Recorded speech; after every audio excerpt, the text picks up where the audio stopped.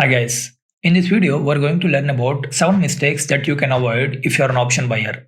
You may have good strategies that are backtested which might be giving you good results, but if you're constantly seeing the dip in your winning ratio, that could be because you might be doing any of these mistakes.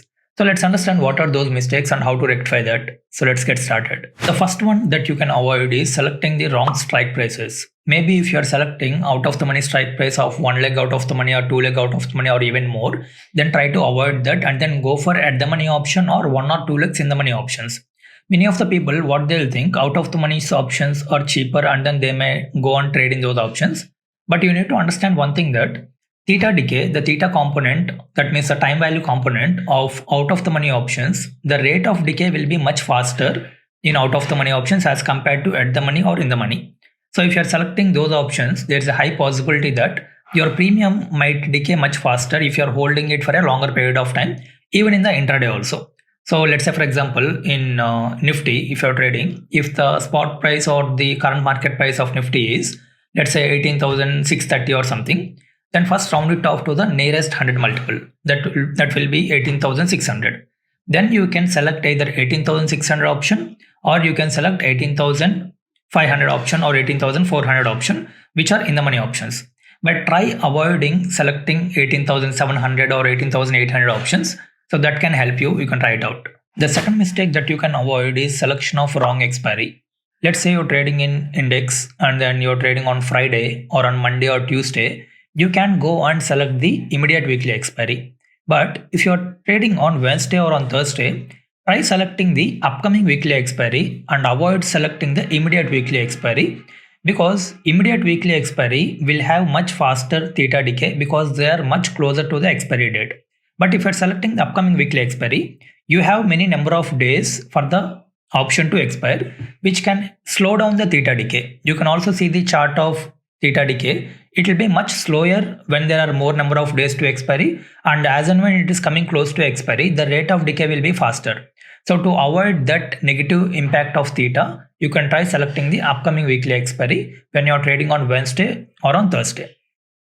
Mistake number 3, keeping fixed number of points as a stop loss. This is one of the worst mistakes, and if you are doing the same, you need to rectify it as soon as possible. So I know that many of the traders might keep some 10 or like 15 or 25 or 35 points, some random stop loss, which will be fixed number of points for every time. Whenever they are taking the trade, they'll keep some 30-40 points as stop loss.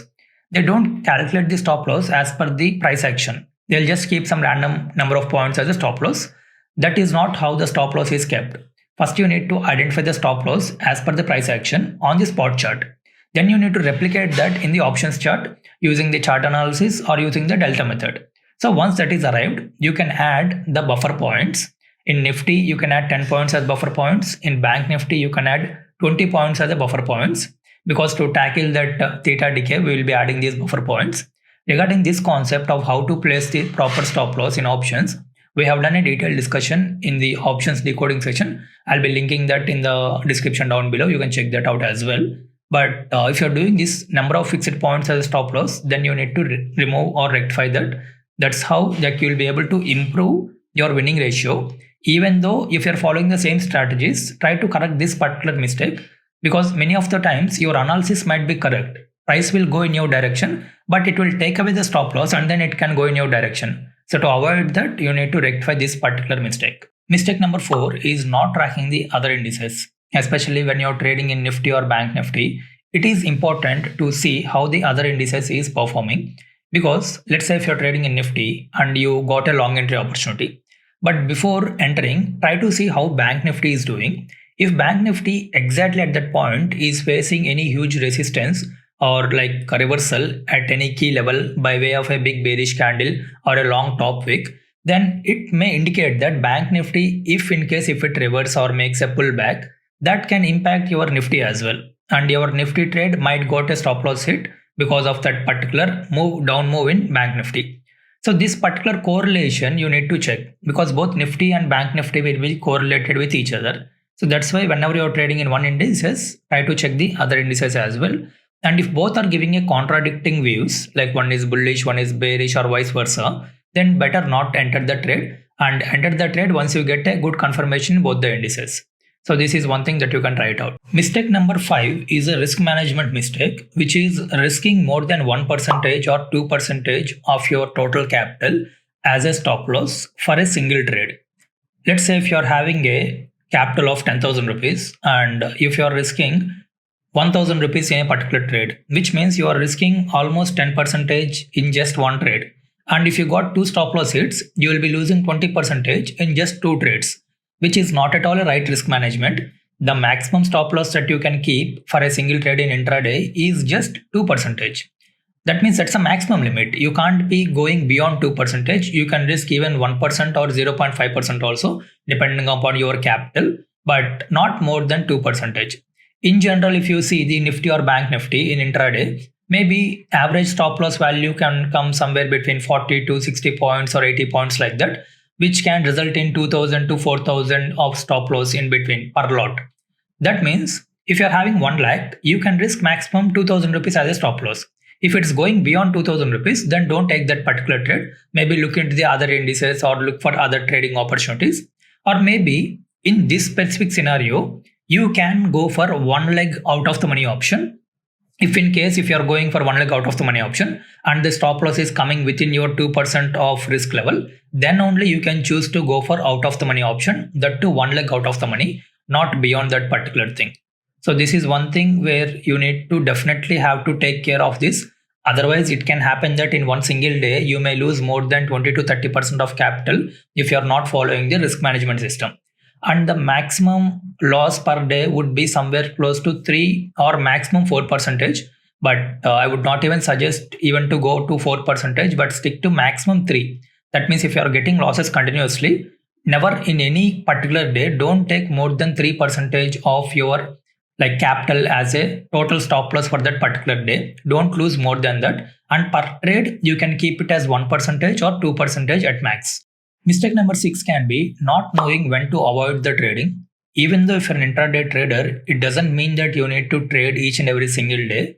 You need to find out that if the market is suitable for you to take the trade. There can be few days you can notice that the market will not be showing any clear momentum from the morning till the end of the market. In those cases, you need not jump into any trade just because you are an intraday trader, because you can hold on. There are few days where you need not even trade. So that could be on a range bound scenario markets or a volatile markets or completely sideways markets, or there could be many fake outs that you can notice in the morning itself where the market is not going in any direction. Those are some of the identifications. You need to learn clearly as to what are all the triggering points which can result in a sideways market. So till the point the market is in sideways, it's better to not take up any directional trades. Let it be naked option buying or naked option selling. Directional trades should be avoided.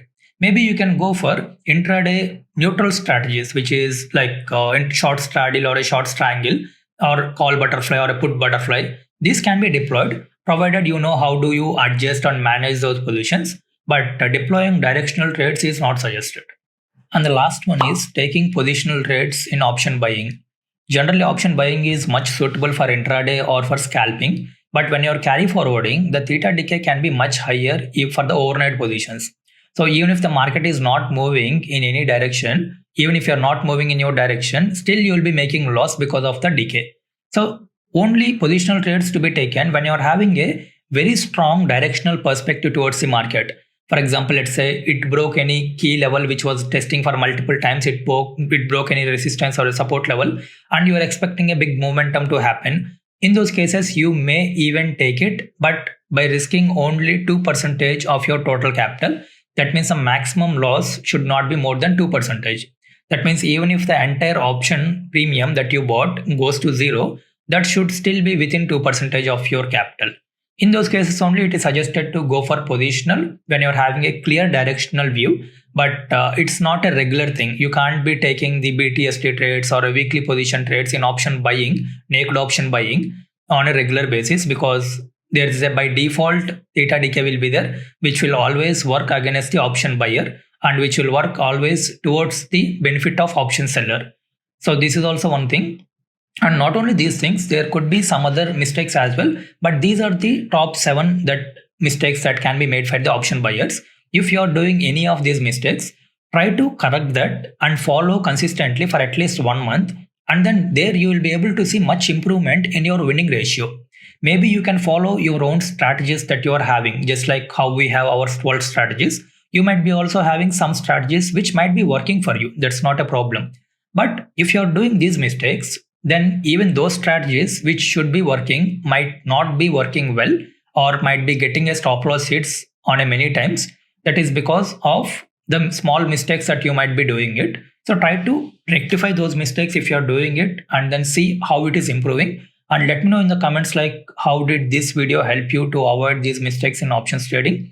And don't take these just because I said. You need not directly consider all these points. You try it out, try one by one, and then see the improvement for yourself, because we tried it out and then we know like how important these points are to rectify option buying mistakes. So let me know how these are working out for you. And until next time, this is Arun signing off. I'll see you in the next video.